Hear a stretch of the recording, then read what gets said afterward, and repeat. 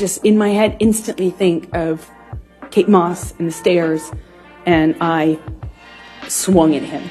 Kate Moss was one of the most recognizable supermodels in the mid-90s to mid-2000s. She championed the waifish, ultra-thin modeling trends that we still see reflections of to this day. She and Johnny Depp dated for a few years back in the 90s, and it was an infamously messy relationship that ended sourly. In interviews after the breakup, Kate claimed that she missed Depp because he was the proper influence that she needed at the time. Despite what seemed like an amicable breakup, Amber Heard has raised Kate's name in the latest drama over her and Johnny's highly publicized defamation trial. She claims that he was harmful towards the model. But is it true or just another lie Amber seems increasingly at ease with spouting? Today we're covering Kate Moss and her role in the Johnny Depp Amber Heard defamation trial. Tomorrow though, you decide. Let us know in the comments down below who you think we should cover on the next few episodes of Where Are They Now? And please like this video if you enjoyed it so we can keep making more videos similar to this one. Kate Moss was born in London, England to a bartending mother and an airline employee father. She has a younger brother and a half-sister. Kate began her modeling career very early into her teens when she was recruited in 1988 at the age of 14. A modeling scout came up to her in an airport in New York while she was on her way home from vacation in the Bahamas with her family. By 16 years old, she had shot for a few magazines who described her style as dirty realism or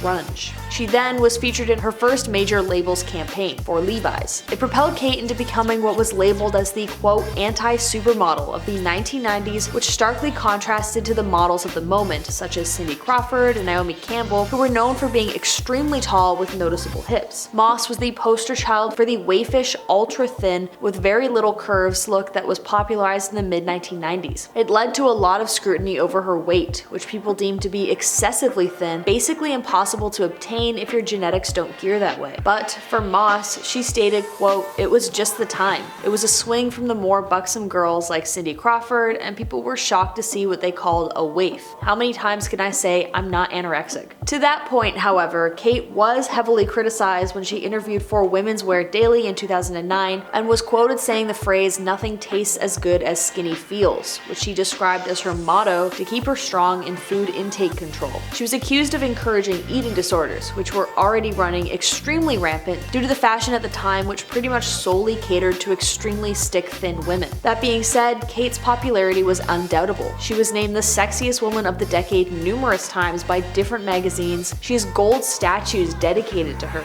and she is multiple high-profile artists' muse. There are tons of songs dedicated to her, about her, or that mention her. As far as her relationship with Johnny Depp goes, however, they began dating in 1994 when they met at a bar in New York and were introduced to each other by a journalist. When they first met, Johnny was 31 and Kate was 20. He had just split from Winona Ryder. Kate and Johnny would become the it couple of the 90s, jetting around the world together and always being spotted at events. They absolutely were not camera shy and loved public displays of affection. In 1994, a friend of the actor told People magazine, quote, "They can't keep their hands, lips, mouths, and legs off of each other." However, it wasn't all smooth sailing for the couple. They were spotted a few times having extremely heated arguments with one another out in public, and then Depp was arrested after he and Moss trashed a hotel in New York. He had to pay out thousands of dollars in damages that he owed to the hotel. Now, in 2022, after Amber and Johnny's explosive relationship ended in divorce, and Johnny first sued The Sun in England for defamation, Amber dragged Kate Moss into the fight. In the 2020 UK libel trial, Amber claimed that Johnny Depp had pushed Kate Moss down a flight of stairs after a fight in the 1990s. This claim kind of came out of nowhere and wasn't fully pursued by the court at the time, as it didn't have much to do with The Sun and their role in the libel. But in 2022, now that Johnny Depp is suing Amber Heard directly for defamation of character that led to his loss of a leading man status in Hollywood and thus a loss of revenue, Amber has been made to recount the more brutal and instrumental fights in their relationship. This also means rehashing past accusations she made against her ex. Amber recounted a moment when she and Johnny had a particularly nasty fight in front of her sister. Amber said that she threw a can of Red Bull at Johnny, which struck him in the back, adding that she called him some vulgar words. She said that he then became enraged and followed her up a staircase. Amber said he grabbed her, at which point her sister Whitney intervened. Quote, "She threw herself in the line of fire. She was trying to get Johnny to stop. Her back was to the staircase, and Johnny swung at her. I didn't hesitate and wait. I instantly thought of Kate Moss and stairs." She said that the thought of Kate Moss led her to action.